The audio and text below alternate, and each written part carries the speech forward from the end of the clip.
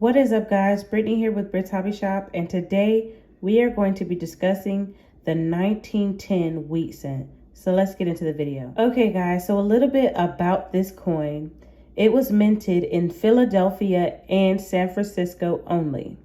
And in Philadelphia, there were over 146 million coins minted. Now, with San Francisco, it was a lot less, guys. In fact, it was only 6 million coins minted at the San Francisco Mint for the 1910s. So, as you know, or you may not know, the least amount of coins produced at the mint means that the higher the chance your coin is worth a lot of money. And also, of course, the condition of the coin matters as well.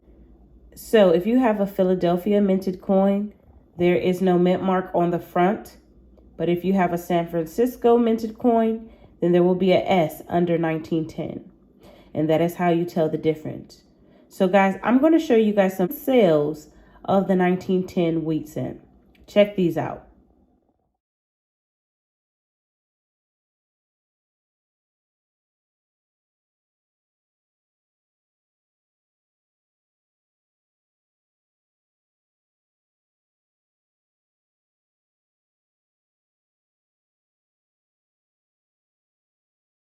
Okay, guys, hope you enjoyed this video. Don't forget to like, comment, and subscribe.